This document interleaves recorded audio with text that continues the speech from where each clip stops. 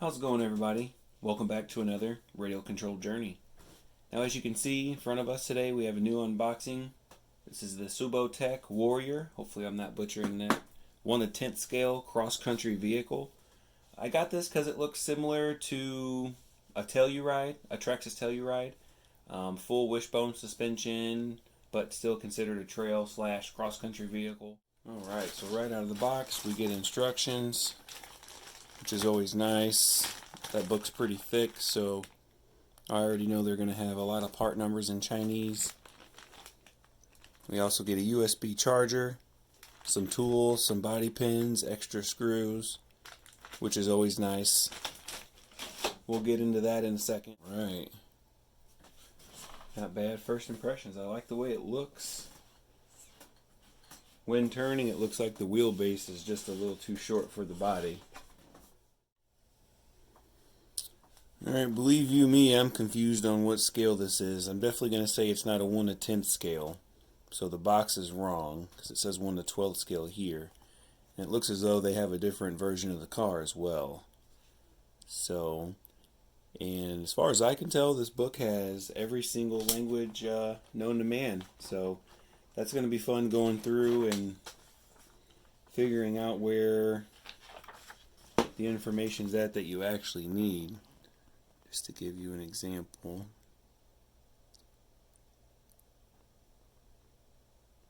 So, quite a bit going on there. But we do have part numbers, which you guys know, I'm all about the part numbers. Part numbers usually mean you can hunt down what you're looking for if the RC car breaks. Because the whole point of it being hobby grade is us breaking it and being able to replace it. Not breaking it and pushing it off to the side. So, transmitter, as I expected, just looks a little, feels like that's rubbing. But, what do we expect? We got steering drive, steering trim, bind, on, off. And this takes 3 batteries. I don't have too many transmitter that takes 3. And so I like that they give us keys, pins for the tires, and there's quite a lot going on in here. We got a 4-way wrench, another little tool, body clips, screws, a little Allen head in there, and a Phillips screwdriver. So, like I was saying about the RGT, you don't get any tools, and the FMS Atlas kind of just set you up with a couple things. But anyway, so you guys might be able to see that better when it turns. It really doesn't look like the body. Looks like this is too big. This wheel well needs to come back a little bit. So maybe it'll be a body for another RC car. More warning labels for the grenade launcher we purchased. And it is a Lexan body. It's a really soft body. The interior. The windshield. And the interior's carbon fiber. You guys can see that. Looks like that's supposed to be a light bar. That's supposed to be a light bar. It's hard to tell, but that's a jack. So, looks like there's some style of beadlock tires. Got some screws on the inside. No foam. Decent compound. Not bad bashing tires. Drive around the yard tires. Let's pop this body off and see what we have going on the inside.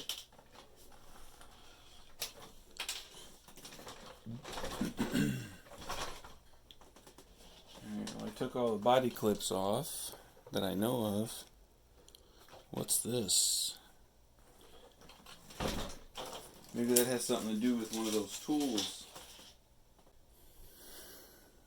Get this little tool here.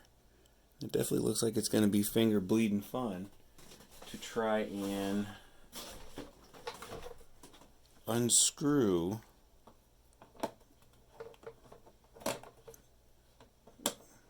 oh yeah, awesome.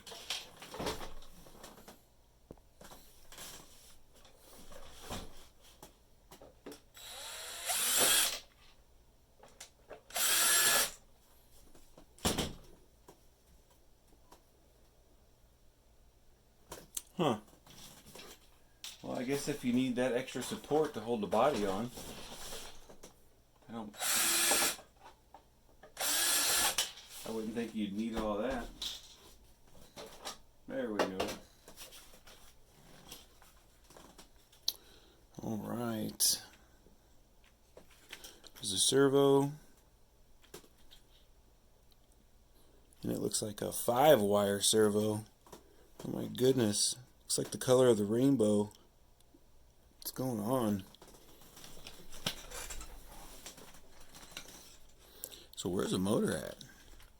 Oh, the motor's in the back. And it's 4-wheel drive. Alright. So this is my first RC car where the motor is all the way in the back. And it's 4-wheel drive. See if I can get you zoomed in on a closer look at those shocks. So yeah, they're just friction shocks. And they feel, well, they feel bouncy. It's going to be a bouncy driving RC car until I upgrade the shocks. It looks like stock SCX 10 shocks would work perfectly on this thing as far as tunability. Put really light fluid in there, especially adjustable ones. And that's just it, you guys. This would be such a better RC car if the shocks didn't ruin it. You know, this is what I think something Walmart should carry. You know, pull away from the new bright stuff that breaks before the battery runs dead, and get semi-hobby grade stuff like this so it don't push people away from the hobby. You know, so it's looking like they use a combination of PA66 and just really coat hanger type of plastic. Of course, PA66 is glass fiber reinforced. It's what most of your drill guns are made out of.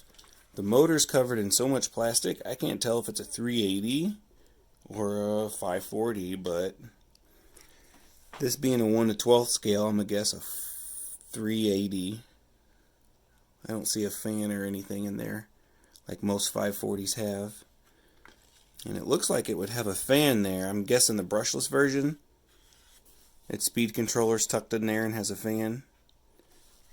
So power goes to the transmission, which goes to this differential. So that differential is just acting like a transfer case with this rod all the way to the front diff. And I do like that the powertrain is metal, as you guys can see, front and rear. They are not, and if you can see, they're even CVD. But the rear is not.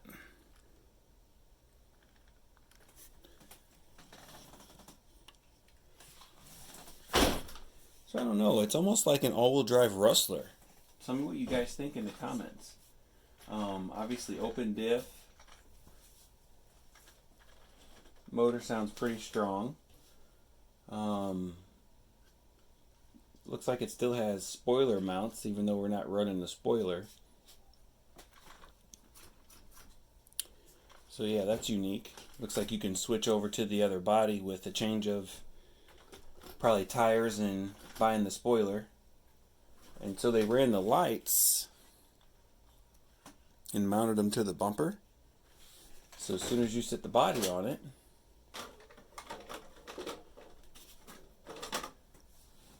I'm guessing they're going to shine through.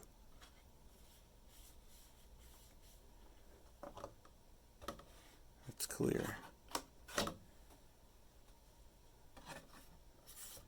And the rear as well. I just don't think, no, there's no lights in the rear, so it's definitely a different, unique type of vehicle, and hopefully it drives. I'm hoping that it drives the exact same. I'm hoping that it drives unique. It's got the motor in the back like a Stampede. The main thing I don't like about these RC cars coming out lately, especially all the different makers coming from China, is the on and off switch is on the bottom. Come on. Do they not play with their own product? I mean, that's the worst thing in the world. You never want your on and off switch on the bottom. I've recently been okay with the battery tray on the bottom. For anybody who owns a Vatera Glamis Uno, that loads a battery from the bottom. So, you know, you can, that's a win or lose, whatever, you got to deal with it. But the on-off switch, oh man. Alright, so with the screw out, pop it that way. It looks like we have lithium ion batteries, 1500 milliamp hour, 20C. So this battery is probably going to get a little warm. I'm going to charge it up. I like it has padding on the bottom. That's nice. It's extra care. And I also like that all the main points are metal. Same with the front. It's metal. Because if you hit something like this, it's going to want to rip out in this direction. And it can't do that if it's metal. It's got metal locking caps on it. So the build quality so-so. Still happy I bought it. I can do something with this. So look out for the running video for sure. And let me get this battery charged up so we can at least see what it looks like with the lights on. Alright, for those of you wondering what the tag said that was on the bumper, I will let you read it and pause the screen if you wanted to. Basically, when you buy an RC car, they say the same thing over and over again. So as you see, the lights aren't really lights. They're just, what would you say, running lights, running blinkers. You know, at least it's something though.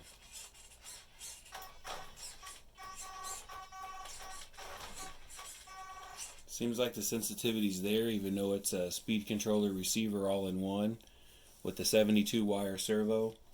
So I can't wait to give it a test. It seems like it's unique. I'm still glad I purchased it. By this time, if you're not completely hating it, then maybe it's okay money spent. Then again, I'm not sure how much this is. I will put it up in the description after I look it up after the video. So thank you guys very much for watching. There's going to be much more to come. A lot of different unboxings in the future for the year. And I'm also going to start vintage RC car review. So if you have any comments, let me know what you think about that. Just any type of old school RC car, Tyco, any of the old school ones from Toys R Us, Walmart, you name it. So anyway, this is my first Subotech. I'm probably butchering that name. And I'll probably get a couple of more before I judge them too hardcore. This one's unique, it's different. And like I said, I'm still glad I purchased it. So thank you very much for watching, and look out for this running video coming soon.